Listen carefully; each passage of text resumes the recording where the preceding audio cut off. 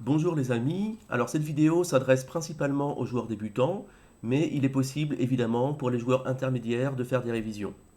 Il peut être frustrant dans les parties de perdre régulièrement les pièces de la même façon sans trop savoir pourquoi. Aujourd'hui, je vous apprends les 6 combinaisons indispensables à connaître pour progresser. Vous allez voir que dans vos parties, quand vous les maîtrisez, vous pourrez les placer en attaque pour gagner des pièces, mais vous pourrez aussi les anticiper en défense pour défendre votre matériel. Pour commencer, nous allons voir la plus connue d'entre elles, appelée la double attaque, aussi la fourchette. Dans cette position, nous avons les noirs. Alors on remarque que l'adversaire a plusieurs pièces pas protégées, les deux fous, mais aussi ses deux pions. Et donc si on place la dame sur cette case, ça va faire échec d'un côté et on va attaquer le fou de l'autre. Comme le roi est en échec, l'adversaire va devoir le protéger, par exemple comme ceci, et ça nous laisse après le temps de capturer le fou gratuitement. Position suivante. Alors ici, on voit que le pion blanc n'est pas défendu, donc le cavalier peut le prendre et va faire une double attaque sur le roi et sur la tour. C'est la fameuse fourchette de cavalier. Le roi va devoir bouger, le cavalier va gagner la tour, et même si l'adversaire nous reprend le cavalier, c'est pas bien grave, puisqu'on a gagné une tour qui vaut 5 contre un cavalier qui vaut 3 seulement. On a fait une bonne opération. Position suivante, alors cette fois-ci c'est à vous de jouer. Vous avez les blancs, vous devez faire une double attaque. Si vous avez trouvé le pion en C4, bravo, vous attaquez simultanément les deux cavaliers.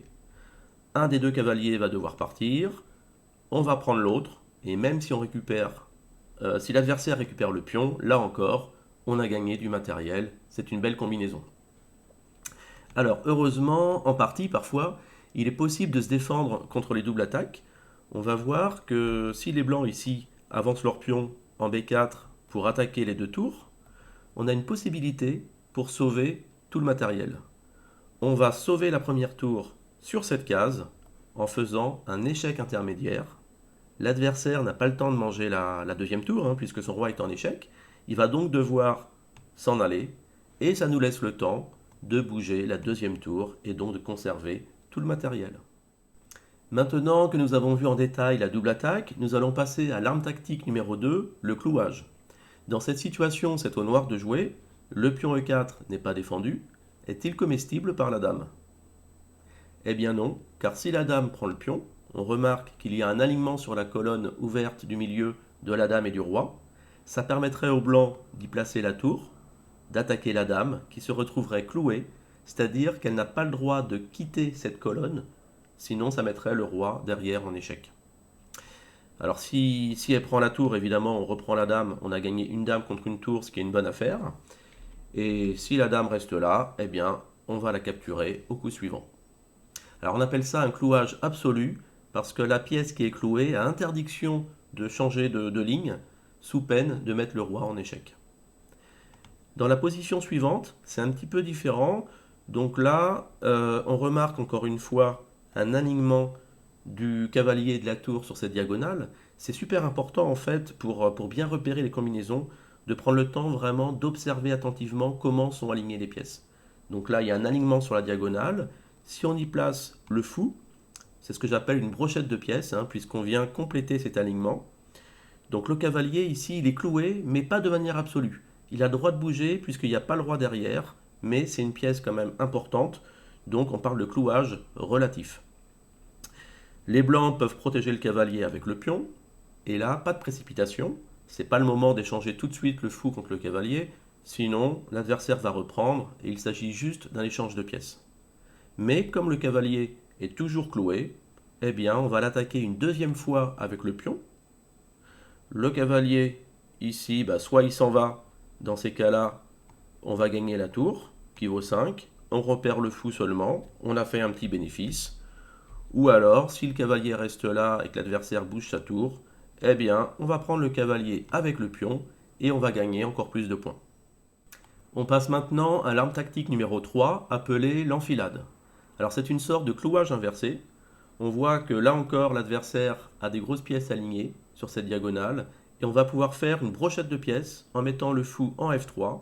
On vient attaquer la dame, elle va devoir quitter la diagonale et ça nous permet ensuite de capturer une tour contre un fou. Alors, position suivante, ça va être à vous de réaliser l'enfilade. Vous avez les noirs et c'est à vous de jouer. Si vous avez trouvé le fou en H5, bravo, vous réalisez un alignement de pièces ici.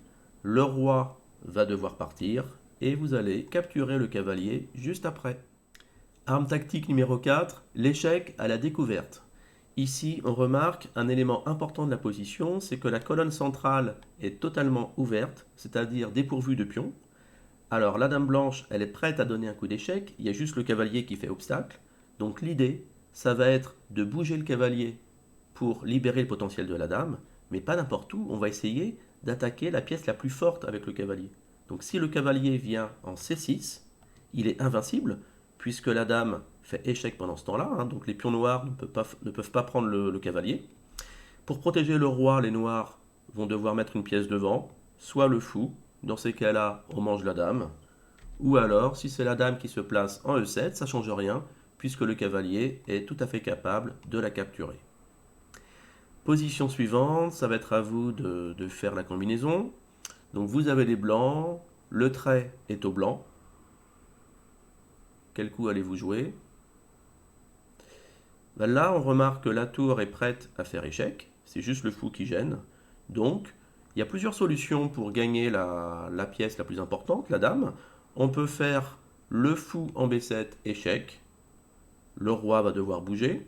Et on va ramasser la dame au coup suivant. Ou alors, ça marchait aussi fou E2, puisque le roi est encore en échec, le fou va gagner la dame, et si elle se met devant, ça ne change rien au problème. Nous passons maintenant à l'arme tactique numéro 5, l'élimination du défenseur. Ici, on voit que la tour blanche ne peut pas prendre le fou, puisqu'il y a le cavalier qui la protège, mais il est tout à fait possible d'éliminer ce cavalier défenseur. On va donc faire fou prend cavalier, comme ça, si l'adversaire reprend notre fou, eh bien, on peut lui manger son fou qui n'est plus défendu. On a gagné une pièce gratuitement. Et évidemment, alors il n'est pas obligé de reprendre notre fou, hein, mais s'il ne reprend pas le fou qui sauve celui-ci, dans ces cas-là, on a juste à repartir et on a bien gagné une pièce. Position suivante, ça va être un petit peu la même chose. Donc là, sauf que c'est au noir de jouer. Pour le moment, toutes les pièces blanches ont l'air bien défendues. Le cavalier est protégé ici par la tour, mais les noirs ont juste à faire un échange de pièces. Tour prend tour, échec. Les blancs peuvent reprendre avec le fou ou avec le roi, mais peu importe, puisqu'après, le cavalier C1 n'est plus protégé et les noirs vont gagner cette pièce. Pour devenir un bon joueur tactique, il vous reste une 6e arme à intégrer à votre arsenal, c'est le sacrifice d'attraction. Dans cette position, c'est au noir de jouer. Si on prend la dame directement, le roi va reprendre et du coup ça n'apporte pas grand-chose. Par contre, il est possible de venir sacrifier sa tour en E1 pour attirer le roi sur cette case, et donc la dame blanche n'est plus défendue, on va pouvoir la capturer juste après. Dans la position suivante, on va rester un peu sur le même thème, donc là cette fois-ci c'est au blanc de jouer, et vous allez devoir trouver le meilleur coup de la position. Alors si vous avez joué la dame en H7, c'est pas ce qu'il y a de mieux, parce que le roi va pouvoir s'échapper, et en cas de nouvel échec, il peut partir en E7, et vous vous retrouvez un peu dans l'embarras parce que la dame est menacée et le fou aussi.